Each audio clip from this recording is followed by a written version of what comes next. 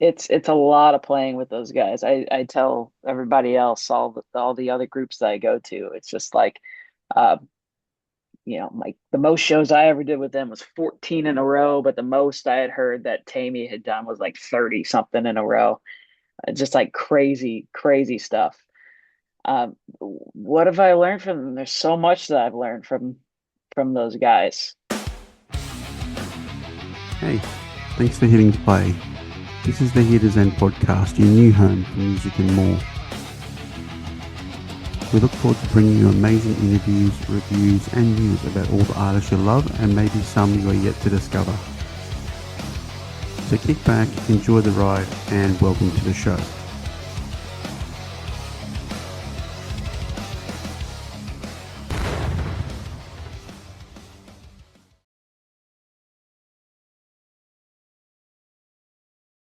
Oh, good. Thanks for taking the time to hang out with me, man. Yeah, man. Sorry for the delay. Oh, no stress. So, how was leg one of Godsmack tour? Leg one was great. It was really, really, really good time. Shows were great. These last few in particular, like Austin and Houston, were really standout shows. It was a great time. And you have your tour manager with you right now, I see. Yeah. Yeah, it's my little buddy. This is Oswald. Hey, Oswald. My cats are running around somewhere. They may or may not make an appearance. Nice. So I'm going to take you right back. So you grew up in St. Louis. So from my research about that scene, it was a bit more hardcore punk than like straight up rock. What was it like for you growing up in St. Louis? For me, it's like when I started playing out, I was mostly in like the cover band scene. So not really, there was only a couple bands along the way that I played with that did original music, but so it was mostly covers playing in bars. Okay. But I started playing guitar when I was 10, and then real kind of shortly after that, started playing in clubs. At first, it was with the first band that I was in when I was like 12, 13 years old. And then really kind of once that fizzled out, I started doing jam nights with the adult musicians and kind of started playing with people that were way better and started learning from, way more experience than just, uh, guys that have been doing it forever. Yep. So for you, that would have been a much better breeding ground for your playing with, seasoned guys, but also cover bands. You have to be sort of on it for a couple of hours a night. So surely that shaped a lot of your playing too. Yeah, that's really, I mean, it started just by doing these all open jam nights and just waiting all night to play a couple songs, and then just learning different things along the way, discovering different bands, learning songs from different bands, and then eventually that turned into like forming some of my own cover bands, and then playing like ultimately ended up being like doing like 4 to 5 nights a week, sometimes 6 nights a week before I had moved to LA. So it was a lot of, and these gigs were 9 p.m. to 1 a.m. every night. So it was a lot of hours of playing different songs. And then, as you said, you come out to LA, go to MIT. Um, for people that don't know about MIT, let them know because we don't have that in Australia.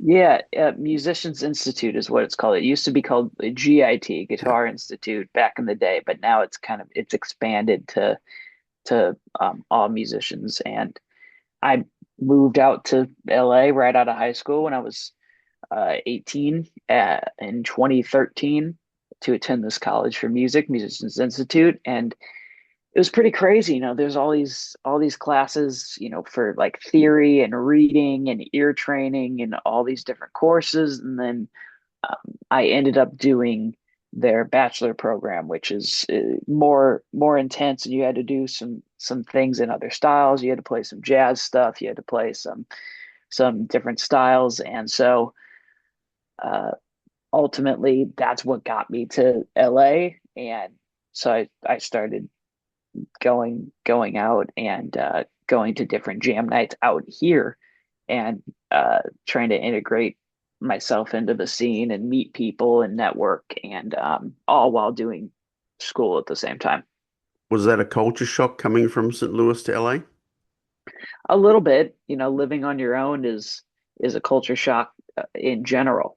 Yep. Um, but yeah, it was a little bit, but I love it here. I love it. Anytime I step off a bus or a plane here, I instantly just feel like, ah, you know, yeah.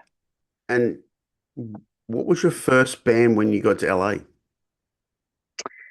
First band when I got to LA was this band. It sounded very much like AC/DC, but the singer of that band is who kind of took me around and really started getting me introduced to different guys around here, and at these jam nights, it's not like it was in St. Louis where it's like you just go and you sign up and they'll get you up to play. Yep. These jam nights out here, it was like you had to be somebody, or they had to know that you were decent. And so he was really instrumental in being like, oh, you should let this kid play. I was 18, I just moved here, and so um and then that band led to another band and to another band.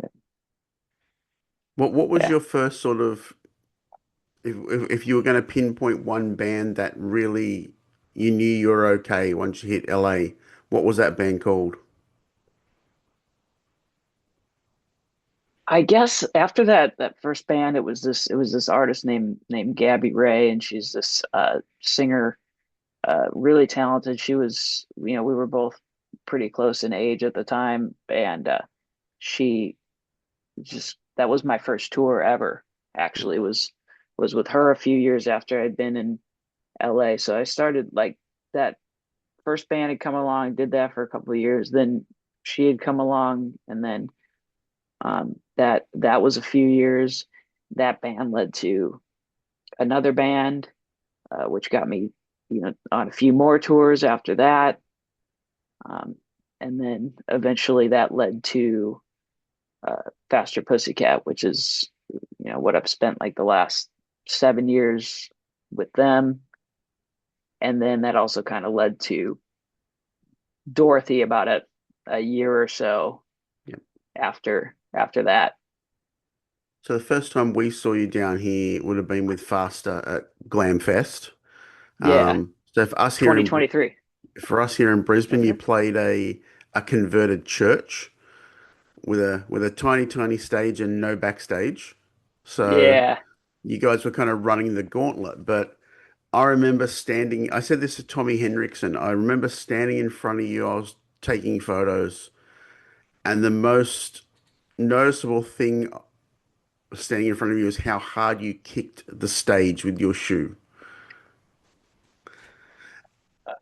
And Tommy replied, "He's a kicker." He's a kicker. That's funny.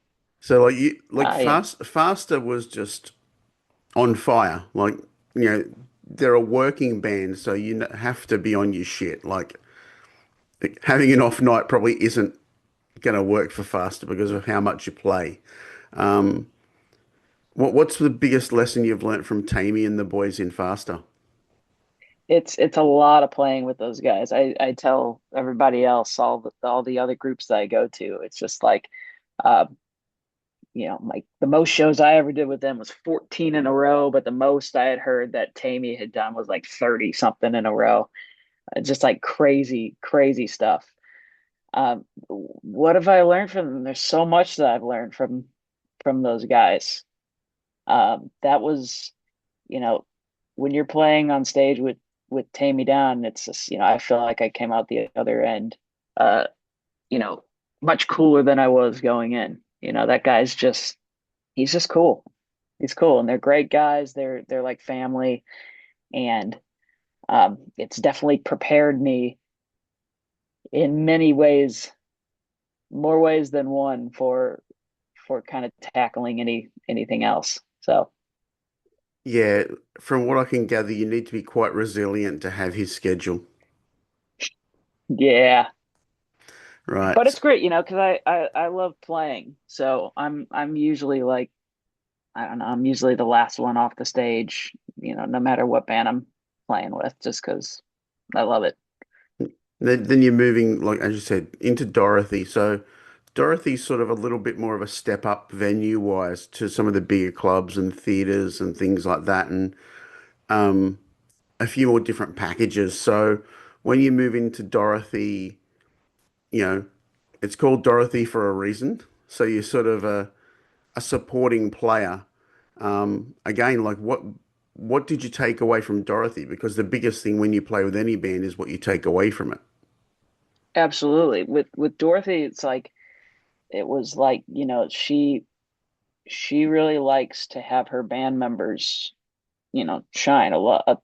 She really enjoys having everybody jam. So that's a big part of that gig is the biggest difference between that and Faster Pussycat. Like Faster Pussycat, I'm playing the songs, um, trying to play the songs as they are. Certain little things here and there that's just like yourself shines through here and there. Or with the newer music where I was involved with it, I was, playing the parts like I came up with, or Yeah. the solos that I wrote or whatever. But with Dorothy, it's, there's not really, you can't really do the solos like the record because they're way longer live and way extended. So that was the biggest takeaway, was just the musicianship. No two shows are the same. She's always improvising, the band's always improvising. The guys that the main guys that there were different players that came in and out here and there just depending on everyone's availability, but the main players that she has had at the core for the last few years are just great, great players. So it was always very inspiring to get on stage every night because it was going to be different. So, um, and it was always going to be fresh within the same songs. So Yeah. And then you move from there into just filling in initially for Godsmack while they were sort of in a period of limbo where they weren't sure what was going on with members, and now you are in Godsmack. Um, Moving into more of those sheds and arena shows with pyro cues and things like that. Have you learnt where not to stand on stage yet? luckily, right now there isn't pyro on this current run, but yes, as far as having like an actual light show that's worked out, yeah, there's certain places that you gotta stand, and Yep. it's a new thing to navigate at first.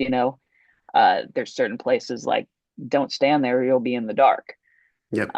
So learning little things like that has been interesting. But yeah, I mean, it's such a trip to be playing in this band and working with these guys, and it's a really, it's been a very comfortable situation musically from the get-go, Yep. and they're great dudes. The whole crew is just full of great people, and it's I'm genuinely excited to get into the venue every day and see everybody every day.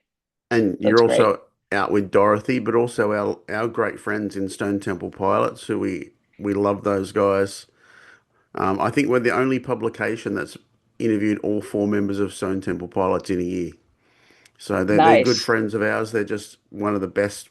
Like that package has to be like the go-to, the go-see package of your summer, surely. Dude, it's awesome. It's awesome. It's like I would have paid to go see this show Yeah. as a kid. So it's the DeLeo brothers and all the guys in STP are just the nicest dudes. And yeah, it's really trippy, hearing Dorothy play every day as Yep. opposed to playing with them, after the last like 5.5, 6 years or so of working with her and working with them. But like, it's great. It's great. They have Nick Perry playing guitar with Dorothy, and Nick is great. Nick is kind of who I originally replaced in her band. There was one guitar player between Nick and I. Um, so Nick is who I would have wanted to go in that place anyway, and it worked out that they had hit him up. So, um, and then it's just great still getting to hang with Dorothy and the guys. So the it's been a really great tour package. Turnouts have been killer, and it's just a really great night of live rock music. Yep. Now I've got to ask, how do you come into being in Crossbone Scully? Crossbone Scully came about. I had met Tommy through my good our Tommy and I's good friend Al Bain for leather. He does my guitar straps and clothes and stuff. And so Al introduced us a number of years ago. I can't really remember exactly when, but then when Tommy was starting to do Crossbone Scully and filming the music videos and stuff, Al had hit me up and he was like, "Hey, what's that one bass player's name? Tommy needs a bass player for his video." And I was like, "I have a bass sitting right here. Like, Yep. I would do it." And so I did those couple videos with him. And then he decided to have me on guitar for the next round of videos that he did. And then he eventually decided to do the couple of debut shows at the Viper Room, which I was also on guitar for. So that's how that came about. Now, first couple shows of this last Godsmack leg, Alice Cooper played on those Yep. bills as well. So it was great to see Tommy and Anna, who's been in place filling in for Nita. Yep. So yeah, Yep. Do you yeah, see Sully wanting to record now that the band's got its sort of new legs? it's been spoken about. So and I've seen he's been mentioning that in the press a little bit. So I don't think that's uh speaking out of uh I can't think of the correct Speaking out of termage right school? now. Speaking out of school, yeah. So Yep. it's been mentioned and the idea has been tossed around. So we'll see what comes of that. And when it comes to things like touring, a lot of people don't know that tours are planned 12 months, 18 months out. Like it's not something that everyone's just like, hey, let's just go do this. So what's your next 12 or 18 months looking like? We have these the next few legs of this tour. So we're about to start leg two here in about a little over a week from this moment where we're talking. Yep. And so we have leg two in the US, and then we have a couple weeks off, and then we go to Europe for about 3, 4 weeks. And then we have a couple weeks off, and then we do the US again all of September. I haven't heard about the rest of the year yet. I've Yep. heard some um, stuff about beyond that, but um, that's the immediate future right now, is basically through the very end of September with Godsmack. So for you, what's the biggest difference between touring the States and touring Europe? Hmm. Well, the States, it's a lot of familiar places. Yep. So, and cities and whatnot, even going through with Godsmack, it's like, oh wait, I've been in this area before, and you kind of start recognizing some things. Uh, with Europe, that tour that I did with them last year in 2025 was really kind of my first actual European experience. I had went over there once with a band called Butterside, and um, that's a band that I've worked with since like 2017, 2018. But we went over there and did a few really small shows. But going with Godsmack last year was my first time really experiencing a lot of those places and going to Budapest, Hungary, and going to London and going to um, all these incredible places. So, audience wise, there's a different vibe for sure. I mean, but there's a different vibe even like sometimes like state to state, even in the US. But definitely the European fans were incredible. I mean, that was a kind of energy I haven't experienced ever before in my life from a crowd. So Yep. it was really cool. Now, you are a Les Paul guy. You Very much. you have a nice little collection building. What's your current favorite? There's two go-tos, a big most of the Godsmack set, half of it's in drop D, half of it's in drop C. There's another song or a couple songs, depending on what gets chosen for the set, that's in a drop C sharp. So I'm currently leaning on um, my number one, which is a 1990 black Les Paul custom that Hmm. I've had for the last like 3.5, 4 years. That's done that guitar has been with every band. Yep. It's done um, Butterside, Faster Pussycat, Dorothy, Crossbone Skelly, and now Godsmack, and even just other random gigs in LA. But that guitar has always been very reliable, so that's what's currently being used for Drop C. And then I have an '86 Les Paul Custom Silverburst that I just got a couple months ago, and that's been the main for Drop D. Do you have And those one that guitars are has to just stay home?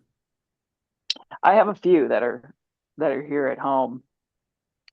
Yeah, there is one in particular that I always kind of leave at home, and it's a 71 Les Paul Custom, and that guitar is really I got that in like 2018, and that's what kind of set me on like, oh, this is everything I've been looking for, Yeah. the Les Paul Custom.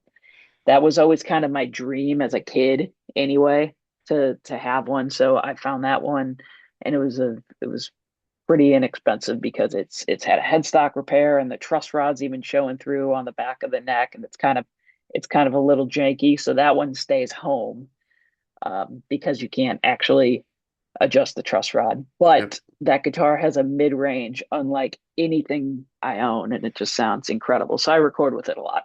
Perfect. I've got to ask, all the shows you've done, any Spinal Tap moments? I mean, every day. It's like getting lost in the backstage. Oh, it's this way. Oh, it's yeah, every day there's something. There's too many to name. Now everyone's got their survival routine on the road. What's Sam Bam's survival routine? What does he need? Survival routine. I need like 17 hours of sleep. That's what it starts with. Yep. Um, so I need 17 hours of sleep, and then that's really the biggest thing. Air conditioning. 17 hours of sleep and air conditioning. Those are what I need for survival. You're not a coffee on the road guy? No, I don't have I have not acquired the taste for coffee.